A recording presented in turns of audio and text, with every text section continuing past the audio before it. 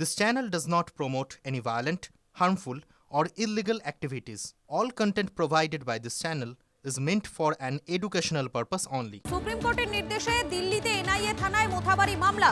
দিল্লিতে এনআইএ থানায় মোথাবাড়ি নিয়ে মামলা দায়ের করবে এনআইএ। বিস্তারিত জানবো আমাদের প্রতিনিধি সুজয় রয়েছেন আমাদের সঙ্গে। সুজয়, দেখো, সুপ্রিম কোর্টের নির্দেশের পর আজই দিল্লিতে এনআইএ যে বিশেষ থানা রয়েছে সেখানে মামলা রুজু হতে চলেছে মোথাবাড়ির ঘটনা, এবং একটি নয় একের বেশি মামলা রুজু হতে পারে তেমনটা সূত্র মারফত খবর। এবং দিল্লিতে যেহেতু এনআইএ থানায় রয়েছে, মামলা রুজু করার পর সেই এফআইআর কপি পাঠানো হবে কলকাতায় এনআইএ যে আদালত সেখানে পাঠানো হবে, এবং আদালতে এফআইআর কপি জমা পড়ার পর তদন্তকারীদের তরফ থেকে অভিযুক্তদের প্রোডাকশন ওয়ারেন্ট অর্থাৎ নিজেদের হেফাজতে নেওয়ার আবেদন জানানো হবে। তার কারণ যেহেতু অভিযুক্তরা এই মুহূর্তে রয়েছে মোথাবাড়ি থানার হেফাজতে এবং কালিয়াচক থানার হেফাজতে, তাদের থেকে যে সমস্ত অভিযুক্তরা রয়েছে তাদেরকে নিজেদের হেফাজতে চাইবে এবং তারপরেই তদন্ত শুরু করতে পারবে। এবং আজকেই সেই প্রক্রিয়া অর্থাৎ এফআইআর রুজুর যে প্রক্রিয়া, মামলা রুজুর যে প্রক্রিয়া, সেই প্রক্রিয়া সম্পন্ন করতে চাইছেন তদন্তকারীরা। ইতিমধ্যেই প্রাথমিক তদন্ত রিপোর্ট সুপ্রিম কোর্টে জমা পড়েছে, তার উপর ভিত্তি করেই তারা তদন্ত এগিয়ে নিয়ে যাবে এবং রাজ্য পুলিশের যে মামলাগুলি রয়েছে তার উপরে সেটাকে উপর ভিত্তি রেখেই মামলা রুজু করা হবে এবং পরবর্তীতে আপাতত ইউপিএ ধারা যোগ হবে কিনা সে ব্যাপারে সিদ্ধান্ত নেবে দিল্লিতে এনআইএ সদর দপ্তর। রাজ্য পুলিশ যে সমস্ত ধারাতে মামলা রুজু করেছে সেই ধারাগুলিতে থাকছেই, পরবর্তীতে নতুন ধারাও সংযোজন করা হতে পারে এবং সেক্ষেত্রে যদি দেখা যায় ইউপিএ ধারা যোগ করার প্রয়োজন, সেক্ষেত্রে ইউপিএ ধারাও যোগ করা হতে পারে বলে এনআইএ সূত্রে খবর। ধন্যবাদ। মোথাবাড়ি কাণ্ডে কড়া নির্দেশ সুপ্রিম কোর্টের। ঘটনার নেপথ্যে মূল মাথা কারা, তাদের গ্রেফতার করতে হবে নির্দেশ প্রধান বিচারপতির। অবিলম্বে এনআইএ-কে তদন্ত শুরুর নির্দেশ। বিচারক হেনস্থার ঘটনায় মুখ্য সচিবকে তুলোধনা সুপ্রিম কোর্ট।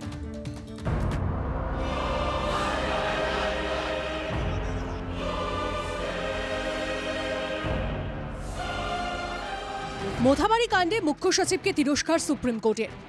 গোটা ঘটনার জন্য মুখ্য সচিবকেই দায়ী করল সর্বোচ্চ আদালত। ক্ষমা চেয়েও পার পেলেন না দুষ্মন্ত দাড়িওয়ালা। কালিয়াচক 2 নম্বর বিডিও অফিসে বিচারকদের ঘন্টার পর ঘন্টা আটকে রেখে প্রতিবাদের নামে গুন্ডামি চলেছিল বুধবার মধ্যরাত পর্যন্ত। সেই বিচারক হেনস্থার ঘটনায় মুখ্য সচিবকে তুলোধনা করেছে সুপ্রিম কোর্ট। দেশের প্রধান বিচারপতি রাজ্যের মুখ্য সচিবের উদ্দেশ্যে প্রশ্ন করেন, হাইকোর্টের প্রধান বিচারপতির ফোন ধরেননি কেন? মোবাইল ফোন নাম্বার শেয়ার করেননি কেন? নিষ্ক্রিয়তার একটা সীমা থাকা উচিত। তিরস্কার করে মন্তব্য বিচারপতি জয়মাল্য বাগচির। কেন এই গন্ডগোলটা হবে না, এটা হতে দেবো না। এই বলার মতন দম প্রশাসন হারিয়ে ফেলেছে, কারণ প্রশাসনের মাথায় তিনি নানান ছলচাতুরি করে, এবং এখানেও তাই। প্রধান বিচারপতি সূর্যকান্ত মুখ্য সচিবের উদ্দেশ্যে বলেন, এই ঘটনা আপনি ও আপনার প্রশাসনের সম্পূর্ণ ব্যর্থতা। আপনার নিষ্ক্রিয়তার জন্য কমিশনকে এই অবস্থায় পড়তে হয়েছে। আপনাদের বিশ্বাসযোগ্যতা নিয়েই প্রশ্ন উঠে গেছে।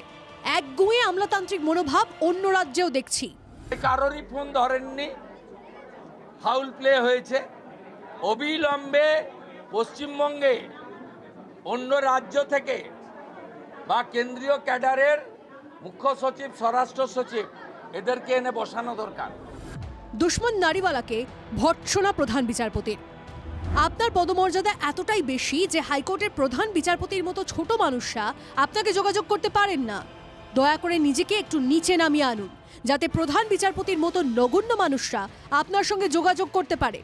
যারা রয়েছেন, সে চিফ সেক্রেটারি হন বা ডিজিপি হন, নিশ্চিতভাবে তারা আইএএস আইপিএস অফিসার, দক্ষ অফিসার, কিন্তু তাদেরকে এই পদে ডিপ্লয় করলো কি? করলো ভ্যানিশ কুমারের নির্বাচন কমিশন, করলো মনোজ অগরওয়ালদের নির্বাচন কমিশন।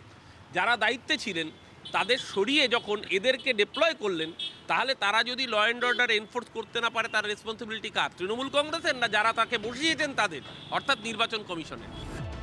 গোটা ঘটনার জন্য ক্ষমা চেয়েছেন মুখ্য সচিব। হাইকোর্টের প্রধান বিচারপতির কাছে ক্ষমা চাইতে মুখ্য সচিবকে নির্দেশ দিয়েছে সুপ্রিম কোর্ট। মোথাবাড়ি কাণ্ডে এনআইএ-কে তদন্তভার দিয়ে সুপ্রিম কোর্টের নির্দেশ। ঘটনার নেপথ্যে মূল মাথা কারা, তাদের গ্রেপ্তার করতে হবে। প্রয়োজনে নতুন করে এফআইআর করতে পারবে এনআইএ। অবিলম্বে নথি ও ধৃতদের হস্তান্তরের জন্য পুলিশকে নির্দেশ দিয়েছে সুপ্রিম কোর্ট। জ্যোতির্ময় কর্মকারের রিপোর্ট, TV9 বাংলা।